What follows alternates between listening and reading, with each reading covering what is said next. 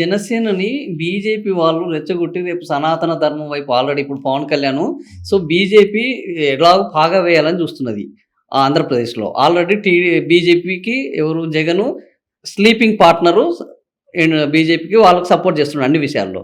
రేపు జనసేన కూడా ఇటువైపు వస్తే మనం అక్కడ ఇంకా బ్రహ్మాండంగా ఫర్ ఎవర్ పాగా వేయొచ్చు అన్న ఆలోచన అట్లాంటి రాజకీయం చేస్తుందని అంటున్నారు. దాంట్లో బొగ్గ అయ్యేది అప్పుడు దెబ్బ అయ్యేది టీడీపీ అవుతుంది కదా, జనసేన కాదు కదా. ఇప్పుడు టీడీపీని దెబ్బేయాలంటే వాళ్ళకి సాధ్యం కాదండి. ఎందుకు సాధ్యం కాదంటే 2019లో వేశారు కదా సార్, ఇట్లనే దెబ్బేసినా కానీ మొత్తం తుడిచిపెట్టేయలేకపోయారు కదా. అది సాధ్యం కాదు. దెబ్బేయడం జయాపజయాలు సహజం కదండి. జయాపజయ కానీ రాష్ట్రం నష్టపోతుంది కదా. రాష్ట్రం నష్టపోతే నష్టపోకుండా చూసుకోవాల్సింది ఎవరో ప్రజలే. ఇప్పుడు అది తెలిసింది కదా, దోలు తీరింది కదా. మళ్ళీ ఈసారి మోడీ గారు చెప్పారు మళ్ళా కడుపు నింపుతుంది, మళ్ళా తాడి చెట్టు. ఇప్పుడు అందుకనే పూర్తిగా కడుపు నింపట్లేదు కదా, వీళ్ళు అందుకునే కదా పూర్తిగా కడుపు నింపరు. ఎక్కడ సార్ అసలు ఆంధ్రప్రదేశ్ లో ఉన్న సంక్షేమ కార్యక్రమాలు ఇప్పుడు ప్రపంచంలో ఎక్కడ లేవు. ఇప్పుడు మీకు ఆ కడుపు నింపడం అని కాదు, నేను పూర్తిగా ఎవరికి కూడా అట్టు కాకుండా ముక్క కాకుండా ఉండిస్తున్నారు వీళ్ళు. పూర్తిగా జగన్మోహన్ రెడ్డి అంటే పవన్ చంపట్లేదు. మీరు ఓవర్ యాక్షన్ చేస్తే పవన్ తీసుకొచ్చి మీకు ముందు పెడతారు వాళ్ళు. అర్థమైందా?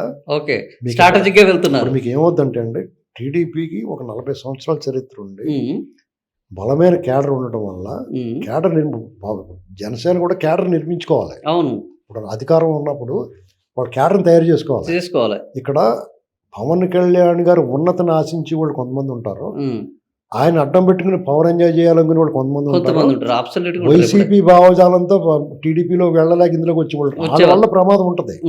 దాన్ని కనిపెట్టలేనంత అవివేకులు కానీ వీళ్ళు మీరు చెప్పిన రాజకీయం చేస్తే కళ్ళు మూసి కూర్చోండి చంద్రబాబు గారు, లోకేష్ గారు, టీడీపీ వాళ్ళు సన్నాసులేం కాదు. వాళ్ళకి క్లారిటీ ఉంటుంది, ఐడియా ఉంటుంది.